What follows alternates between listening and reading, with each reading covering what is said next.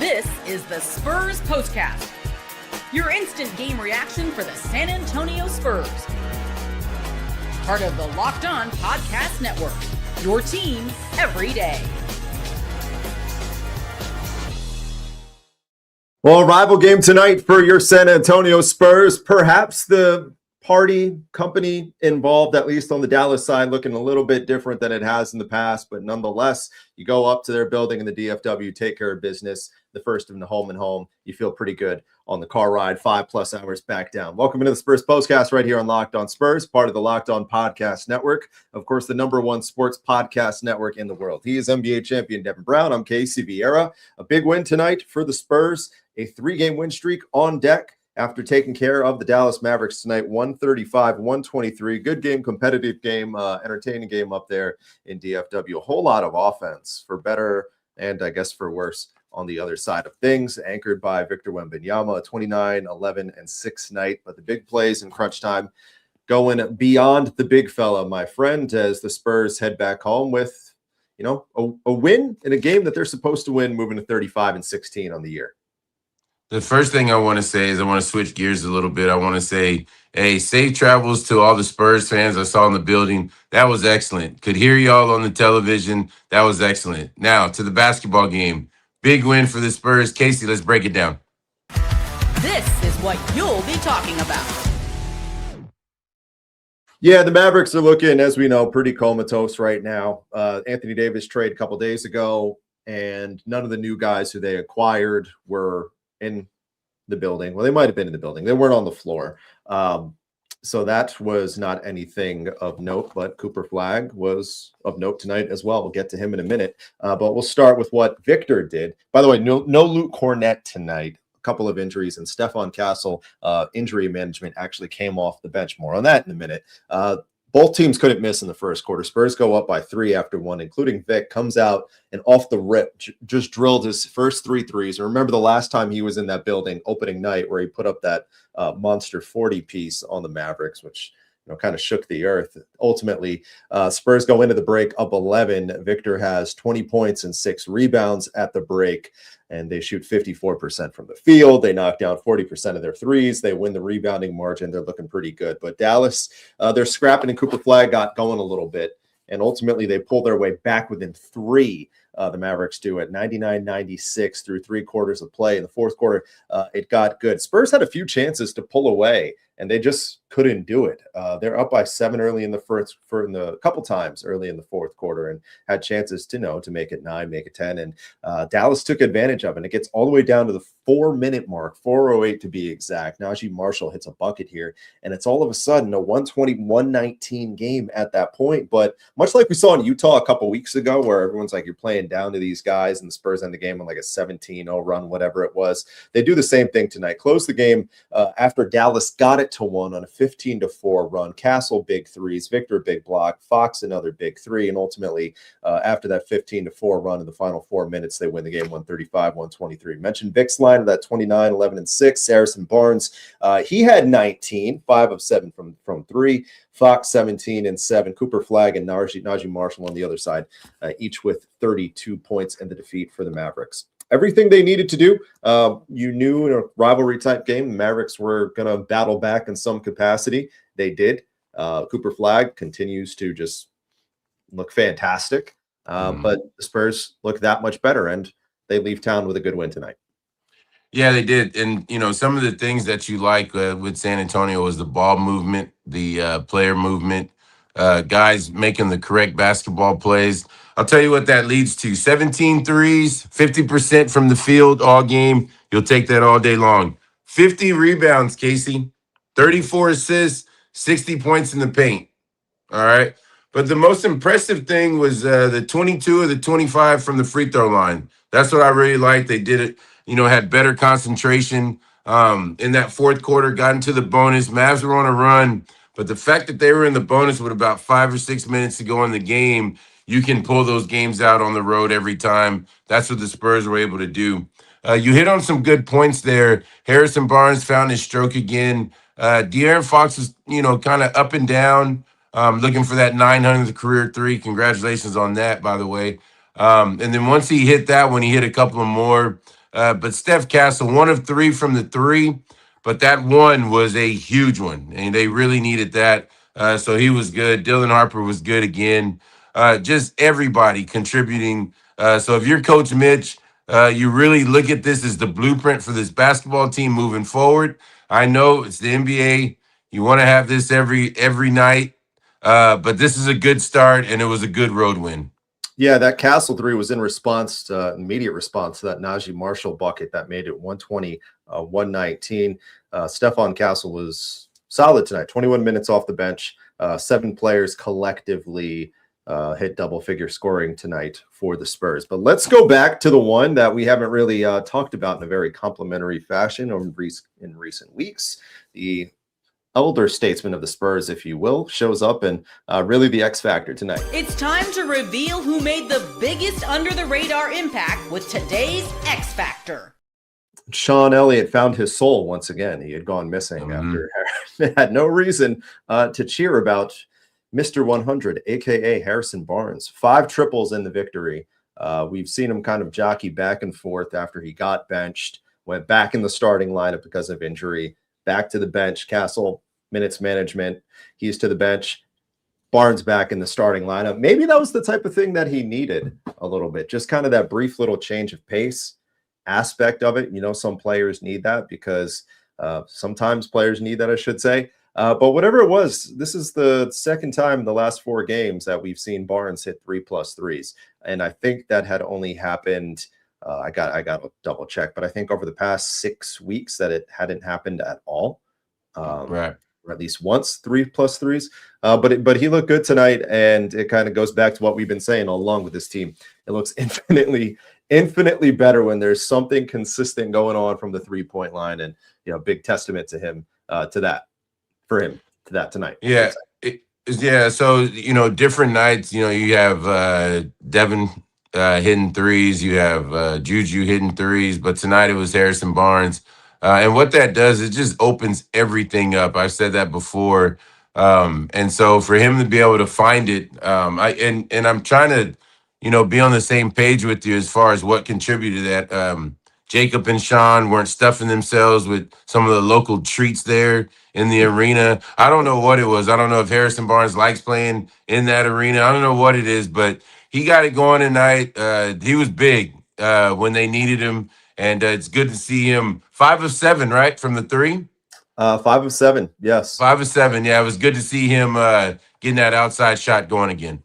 Yeah, 33 minutes of work for Harrison Barnes. What did you think of Victor? Because the Victor Fox, what we're always talking about, that dynamic, because he started off hot, had 20 in the first half, hit the 3 threes, and then kind of stagnated a little bit. Got midway through the fourth quarter. He only had 4 points midway through the fourth quarter, or I should say in the second half by the midway point of the fourth quarter. Hit some free throws at the end there. What did you take out of Vic on the offensive end tonight? Well, the 20 points in the first half, you need that.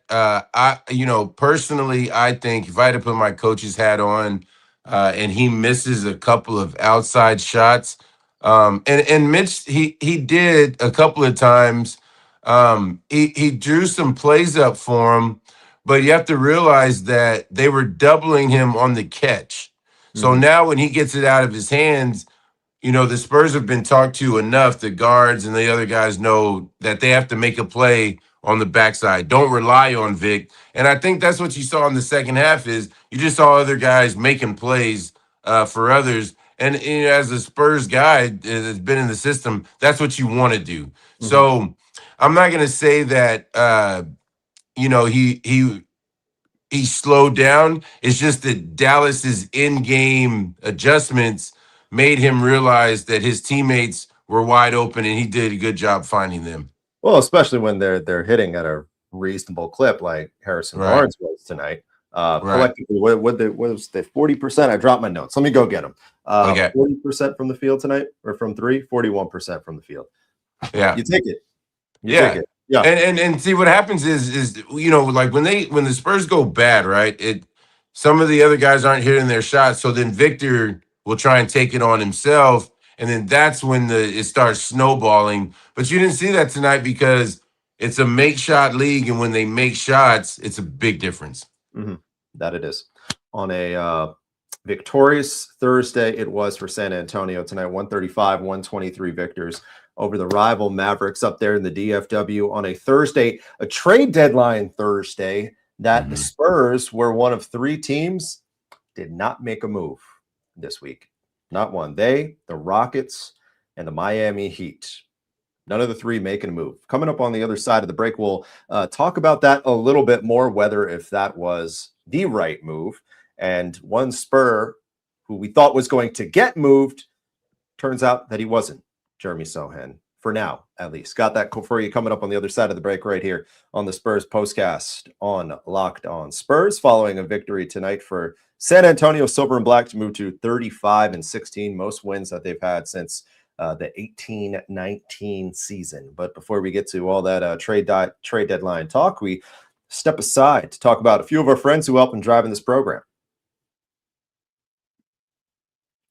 Yeah, it's only fitting that we're talking about guys getting new jobs, because Indeed's got us normal folk covered here. Because as we know, hiring isn't just about finding someone willing to take a job. It's about finding the right person, the right background, how they're going to help your business moving forward. You just want the candidates to match what you're looking for. And Indeed sponsored jobs is really the move. It's where you want to go, because instead of hoping the right person just kind of stumbles across your post, Indeed helps you match with quality candidates by boosting your job listing to the people who fit the specific criterias. Everything from just the basic skills, certifications, and locations. That gets lost sometimes. And here's a stat that says it all as well. In the minute or so that we've been talking, companies like yours have made 27 hires on Indeed, according to Indeed data that is worldwide. So if you're hiring, spend less time searching, more time interviewing, and see who checks all the boxes with Indeed sponsored jobs. Listeners of this show, viewers of this show, going to get $75 off on a sponsored job credit to help you get the job, your premium status, or to get your job to the premium status it deserves on Indeed.com/podcast, Indeed.com/podcast. Terms and conditions apply. Do it the right way with Indeed. Almost everyone's favorite time of the season, by the way, of the year, everyone's favorite season, tax season. About 2 weeks away, give or take. 2 weeks. Not 2 weeks away. 2 months away. It's lurking closely, but this year, though, it doesn't have to be lurking, because TurboTax is making it easier than ever to just hand things off and carry on with your day. With TurboTax full service, you can have your taxes done for you by a trusted local pro, start to finish. No stress, no guesswork. For a limited time, you have your taxes done by a local TurboTax expert for $150 right there. If the expert, this is a caveat here, did not file for you last year. Just be sure to get this all done by February 28th. So we got 23-ish days to go. Hurry up. Do what you got to do. Get in with TurboTax and take the taxes off your plate. Get back to your life. TurboTax.com/local to book your appointment today. And finally, since we're talking about money and all the hype and what to do with it, Super Bowl's this weekend. You might have heard it's the last call for football on FanDuel. This one final kickoff, the one final chance to get in on the NFL action before the year finally comes to a close. Super Bowl 60. FanDuel's making sure you're right in the middle of it with a special offer just in time for the biggest game of the year. Drake May, 1 passing yard. That's it. It could spiral. I'm not a Pats fan. It could spiral, but you never know. If you're a new customer, bet $5 and get $20 or $200 in bonus bets if you win. Make it count, because after the Super Bowl, the season's over. Last call on football for FanDuel. It's what it is, the official sportsbook partner of Super Bowl 60 and, of course, the NBA.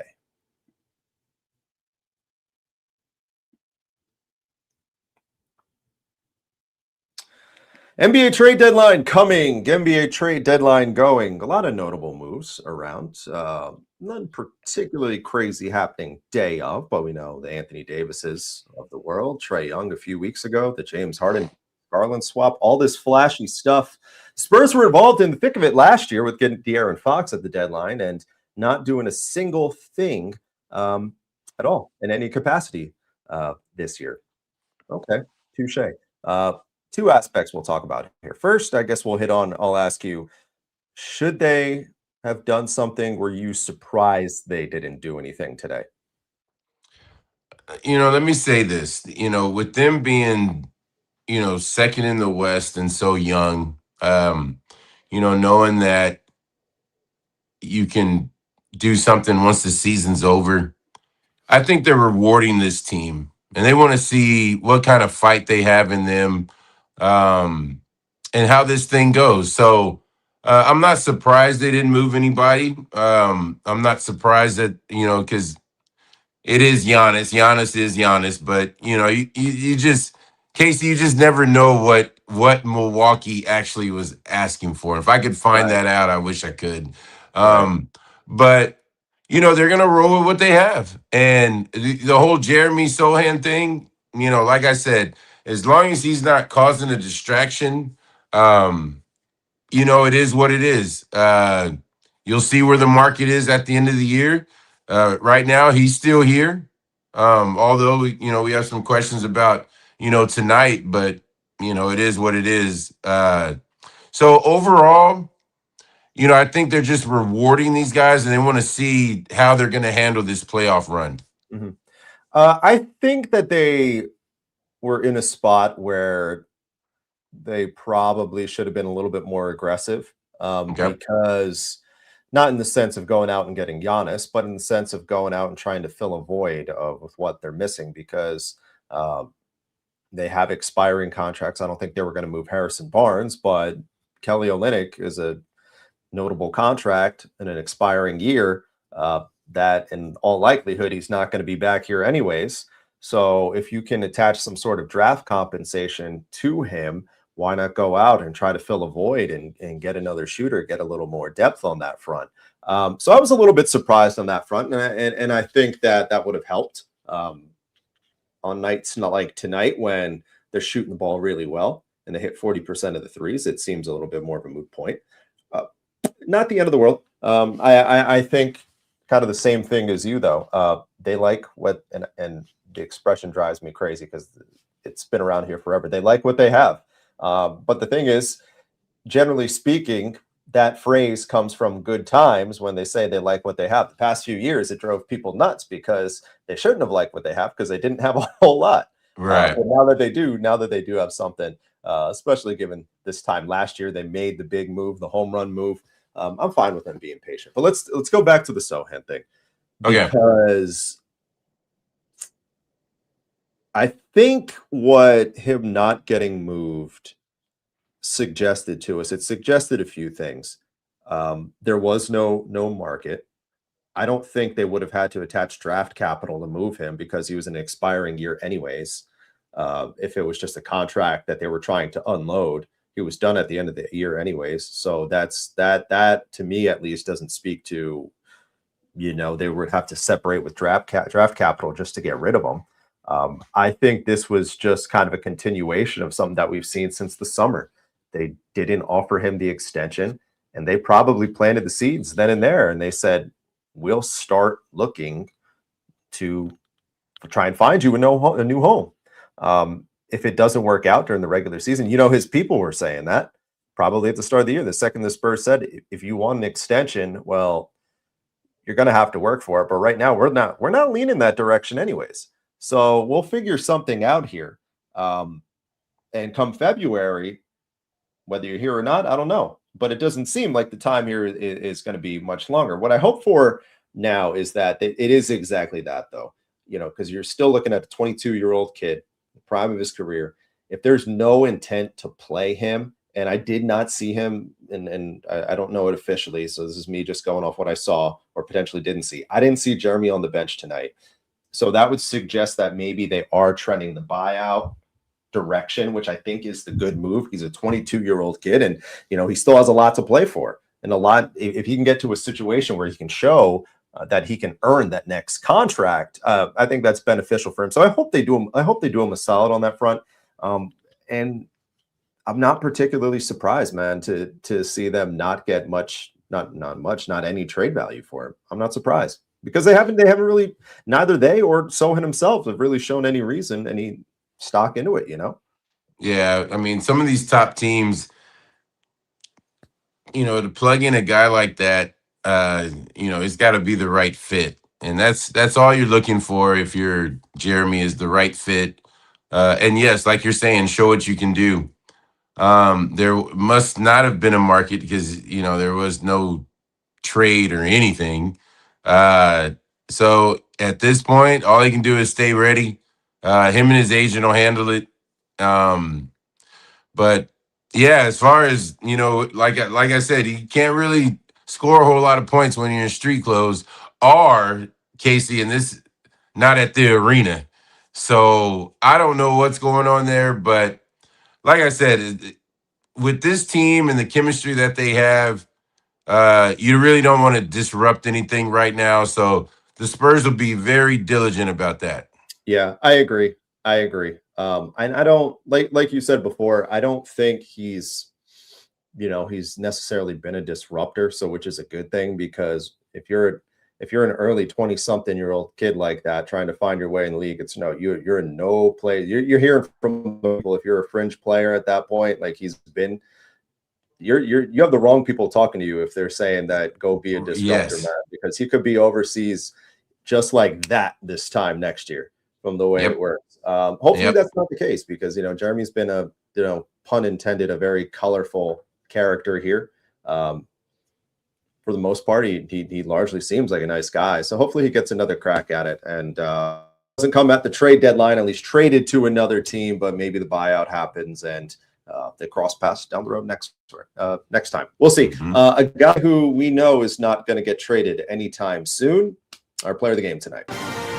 This is the Locked On Player of the Game.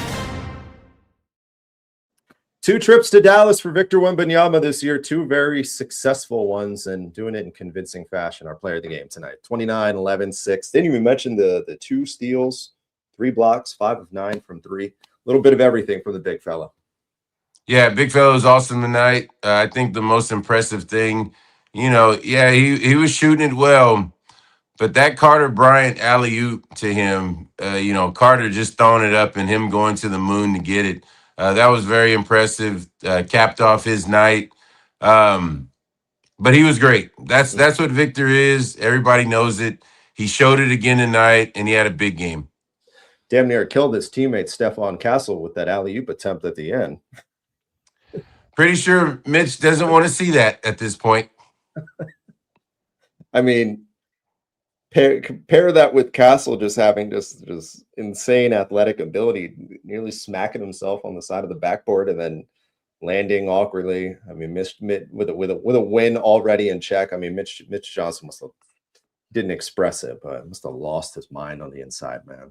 But, yeah, that's something you'll hear on the bus for sure. Yeah. That same bus ride that's going to head back to town with, for the most part, smiles, coming off a 135-123 victory tonight, as not only the Spurs travel back to San Antonio, the Mavericks do as well, because the tail end of a home-and-home series next on deck Saturday, 5 o'clock tip time. When all things are said and done, right back to go, or the place that you're going to be heading back to it once again, right here on the Spurs Postcast on Locked On Spurs. Hopefully talking about a Spurs win before after that. It's rodeo season, rodeo road trip. So if you're might be a good time to get out to the game too, because you're not going to see them for a little bit. As always, appreciate the love you guys share with us, or you guys have with us, coming out and having a good time every day of the week, regardless of the opponent. And you're the ones that make this possible. And, we love and appreciate you guys for that. So a lot of smiles as we head to bed tonight. Spurs taking care of business up there in the DFW. We will talk to you on Saturday. And, of course, Jeff Garcia again tomorrow on the title pod, bright and early, right here on Locked On Spurs. For my good buddy, Mr. NBA champion Devin Brown, I'm Casey Viera. Everybody have a nice night, and we'll talk to you this weekend.